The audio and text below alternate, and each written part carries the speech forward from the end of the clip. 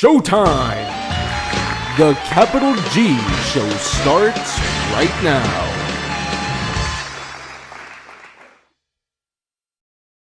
What's up YouTube, Capital G here, and once again we are discussing the strongest decks for a new undefined meta, but with the budget conscious player in mind. After all, Yu-Gi-Oh can be extremely expensive at times, but it doesn't mean that you can't ball out on a budget. So as usual, I've set for myself a very strict limit of 150 American US dollars, and I've got to build an entire main and extra deck with this. Now unfortunately, this does automatically eliminate Shadows, Cleavefort, Burning Abyss, Necros, and Sertalinites from consideration in the process, and you also have to keep in mind that I will not be considering decks and archetypes that are not released yet, such as Cosmo and Red Eyes, because we just simply can't determine how much those cards are going to cost. So without further ado, this is the top 10 budget decks for the July 16th 2015 format, the Yu-Gi-Oh hierarchy. Number 10, X-sabers. Kicking off our list will probably be a huge shocker to anyone who hasn't played the deck lately, but believe me, with multiple Gotham's emergency call, this deck can be way more explosive than anybody realizes. X-sabers have great swarm ability with Bogart Knight and Faltral, and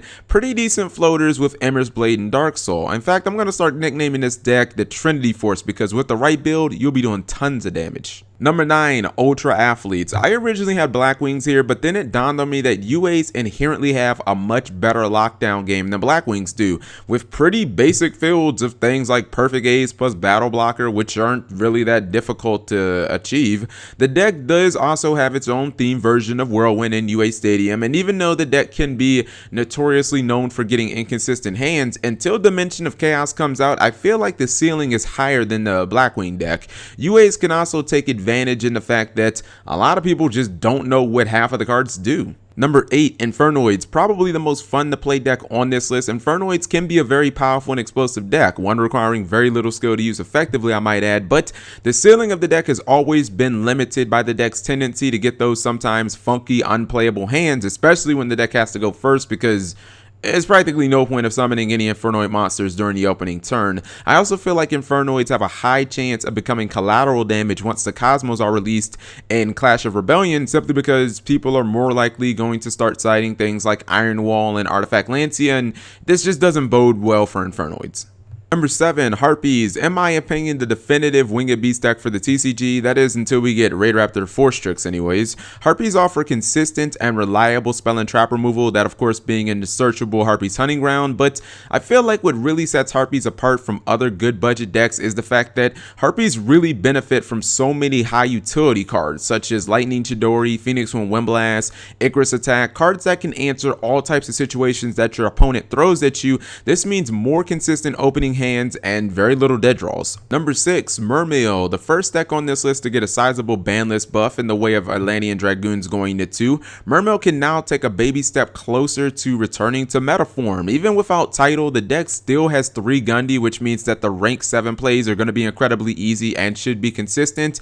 And now I think I can actually see that turn 1 Genix Undyne returning to being a power play, as you can just dump your Dragoons early and you still have another one in the game later for Megalo or a marksman play. Number 5, Yang Zing. So Yang Zing got an indirect boost with the unbanning of Trishula, Dragon of the Ice Barrier, as now they've got another huge behemoth level 9 to go into.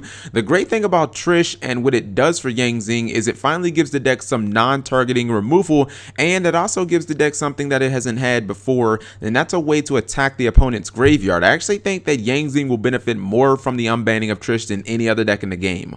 Number 4, Volcanics. Half burn, half control. Volcanics remain on the top half of the best budget decks, despite not really changing much at all, simply because the deck's best power play of Scattershot is something that largely like 90% of the meta either can't stop, can't play around, or just can't counter.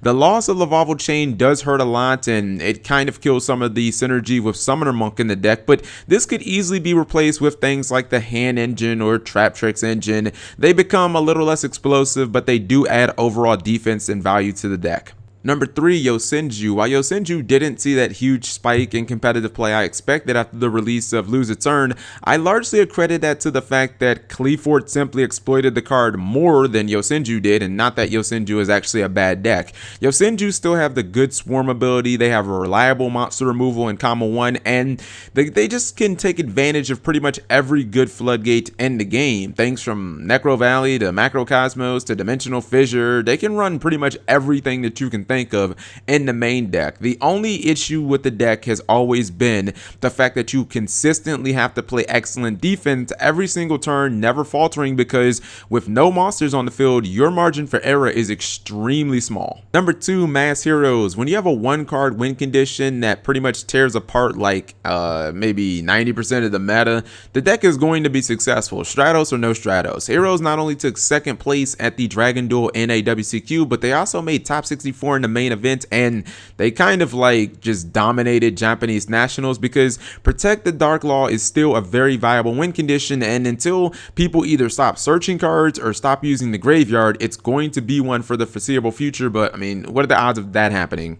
Honorable mentions include Blackwings and Madoches, and finally our number 1, Ritual Beast. You can call me biased, but I am still riding on, and you know what, I'm just at this point driving the Spirit Beast bandwagon. I know that this deck performs much better in North America for some stupid reason, but Ritual Beasts have shown in the recent past that they can compete with pretty much everything in the meta, and as proven at the NAWCQ, there's really no perfect mold or build for Ritual Beast. You had Jarrell, who was running multiple floodgates and mistakes in the main, he made top 8. You had Miguel Soto, who was running the emergency teleport engine, and he made top 8. And I think that the turn 1 just power play of multiple Kanahawk spammage is devastating for slower pace decks like Teller Knights and Qliphort, and it's more or less just demoralizing knowing that your opponent was supposed to have 5 cards, but then they ultimately ended their turn with like 5 or excuse me, they ended their turn with like 7, maybe even 8 cards. It's really potent, and I think that one of the biggest reasons that Ritual Beasts succeed is that most people just don't take the deck very seriously. You really don't see people siding that heavy for it, and that's why the deck has been consistently topping over like the last 6 weeks. So let me know what you guys think. Were there any budget decks that are really good that I missed out on? If there are, leave that in the comment section below. Thank you guys for watching. As always, subscribing makes life happy.